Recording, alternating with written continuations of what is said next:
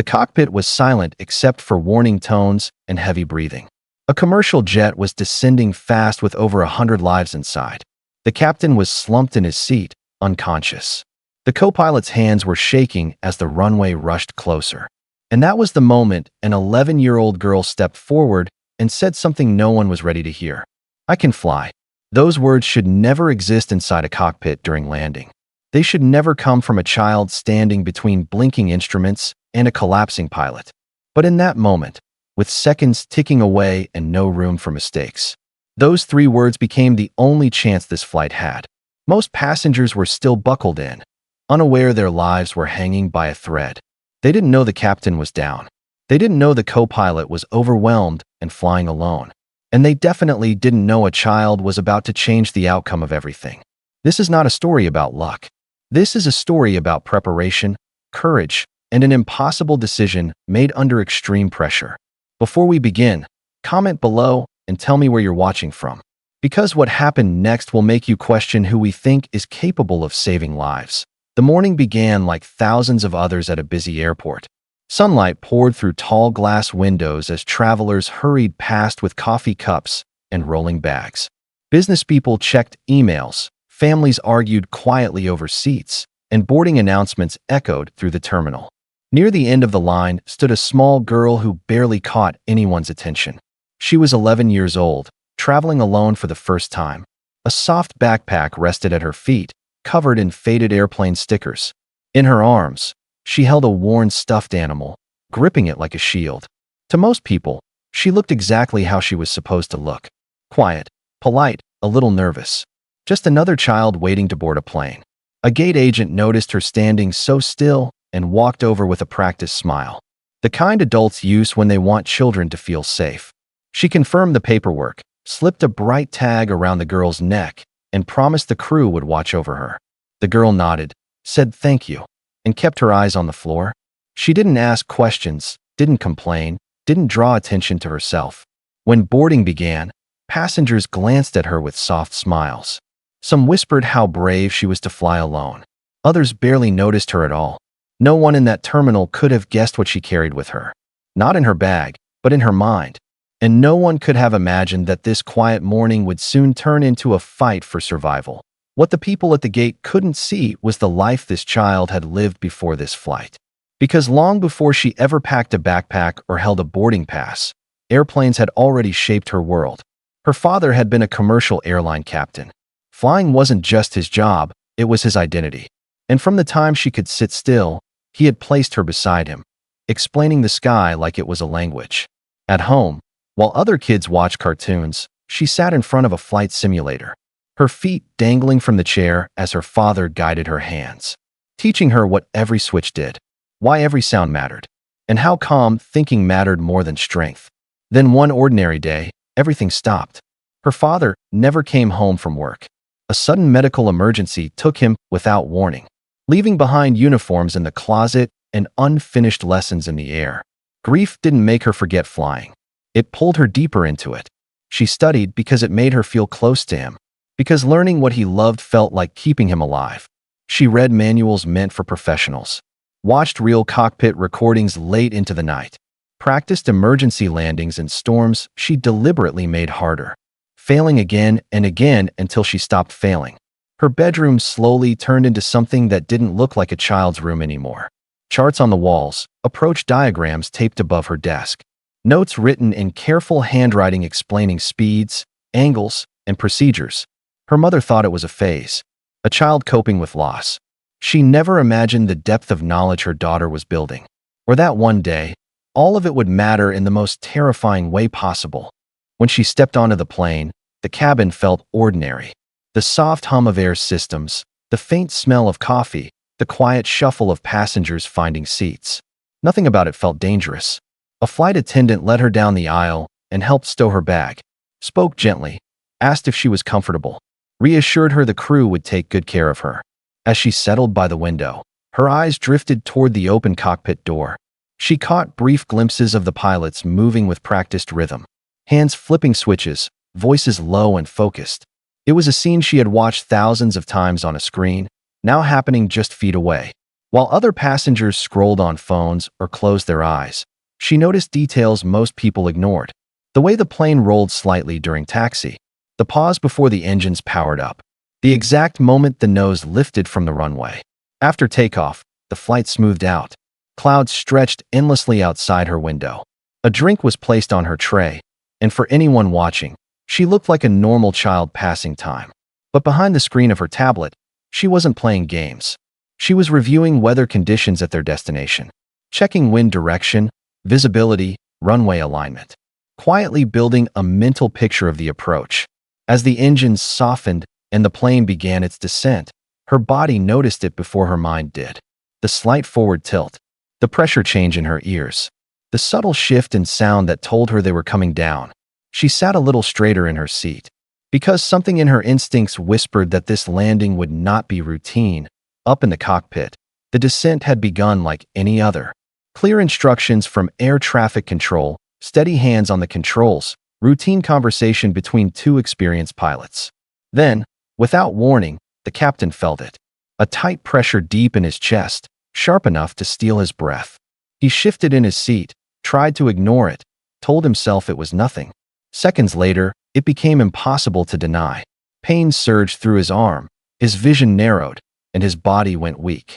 He opened his mouth to speak, but no words came out. The captain slumped forward, his hands slipping away from the controls. The cockpit filled with alarms and the sound of labored breathing. In an instant, command of the aircraft changed completely.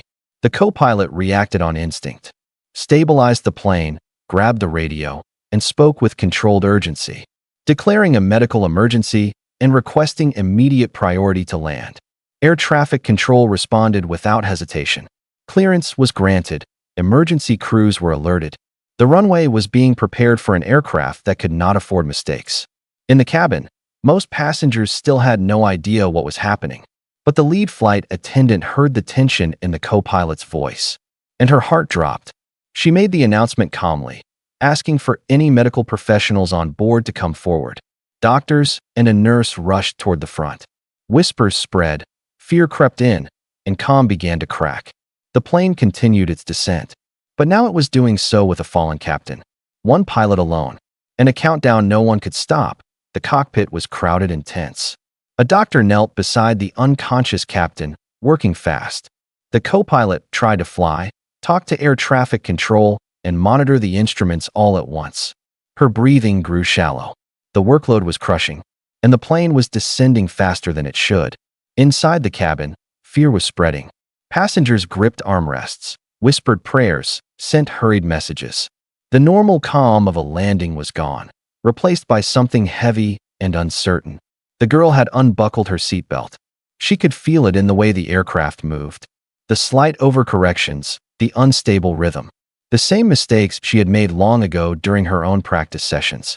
A flight attendant tried to stop her as she moved forward, told her to sit down, told her it wasn't safe. But she kept walking, heart pounding, mind clear. When she reached the cockpit doorway, she saw everything at once. The collapsed captain, the strained face of the co-pilot, the instruments flashing warnings they were running out of room to fix. "I can help," she said quietly. Not shouting, not begging, just stating a fact. The co-pilot spun around in disbelief, ready to send her away. But then the girl spoke again, calmly pointing out their speed, their descent rate, the instability in the approach. The numbers were exact, too exact for a child. And in that impossible moment, the co-pilot realized she had two choices: push the girl back into the cabin, or accept help from the last person she ever expected. For a split second, the cockpit froze. Every instinct told the co-pilot this was wrong, dangerous, against every rule she had ever learned. But the ground was rising fast, and hesitation was becoming its own kind of threat. She asked one question, sharp and desperate, testing the girl instead of arguing with her. And the answer came back instantly, clear and precise. Speed targets, landing configuration, timing. Spoken without hesitation. Spoken like someone who had repeated them 1,000 times. The decision was made, not with confidence, but with necessity. The girl stayed, not touching the controls, not pretending to be in charge, only watching, calling out, supporting. The cockpit settled into an eerie rhythm. Altitude numbers were spoken. Speed adjustments confirmed. Checklists echoed in the tight space like a lifeline. Gear down. The drag hit. The aircraft responded. Locked and confirmed. The girl replied, steady and focused. Flaps moved. The wings adjusted. Each change bringing the aircraft closer to stability. Each call-out pulling the co-pilot back into familiar procedure. Outside, emergency lights raced alongside the runway. Inside, two people who should never have been flying together were doing exactly that. And somehow, against every expectation, the plane began to feel controllable again. The runway filled the windshield, wide and unforgiving. There was no space left for second guesses. The girl's voice stayed calm, almost unreal in its steadiness, calling out altitude, speed, alignment, each word landing exactly when it was needed. The co-pilot locked her eyes forward, hands moving smoother now, breathing finally under control. The aircraft descended through the final markers, every sound sharper, every vibration louder. The warning system counted down the last moments. The nose lifted gently. The engines eased back. Time seemed to stretch and slow. Then the wheels met the runway. A hard but honest touchdown. Rubber screamed briefly against concrete before the brakes took hold. Reversers roared. The plane surged forward and then began to slow. The runway rushed past as speed dropped second by second. Inside the cabin, screams turned into gasps. Hands loosened. Tears flowed. Prayers ended mid-sentence. The aircraft rolled to a controllable pace. Still moving, but alive. Still heavy, but safe. They had done it. The impossible landing was over. The aircraft slowed and turned off the runway. The pilot brought it to a stop and set the brakes.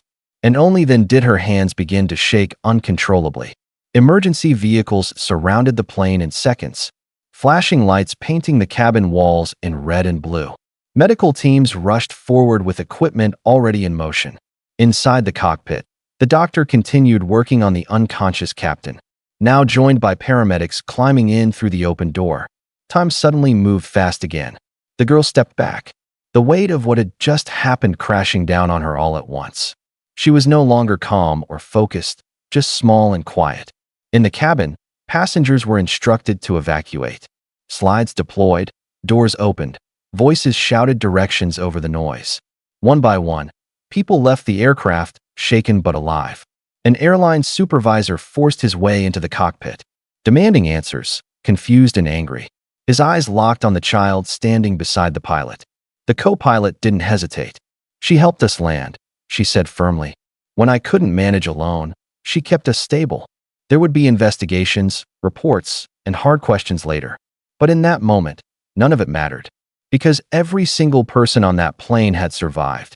In a quiet room away from flashing lights and rushing voices, the girl finally saw her mother. The moment they locked eyes, everything she had been holding inside broke free. Tears, shaking hands, a tight embrace that said more than words ever could. Her mother listened as officials explained what had happened. A captain collapsed. A landing gone wrong. A child who stepped forward when no one else could. Pride and fear mixed together in her mother's face. She held her daughter close and whispered that her father would have been proud. And terrified. And proud again. Later, the co-pilot came to see her. Exhausted, pale, still wearing the weight of the day in her eyes. She knelt down, thanked the girl softly, and admitted something hard. That accepting help had saved everyone. The days that followed were filled with questions, debates, and headlines. Rules were discussed, decisions were reviewed, opinions clashed. Some called it reckless, others called it a miracle. But beyond all the noise, one truth remained untouched. Preparation mattered. Calm mattered. And courage can come from places we never expect. Life slowly returned to normal. School, homework, quiet evenings. But the girl was never quite the same. She carried her father's lessons with her. Not just about flying, but about staying steady when everything feels out of control. And somewhere in the story of that flight, not written in manuals or rules, is a reminder that sometimes the person who saves the day doesn't look like a hero at all.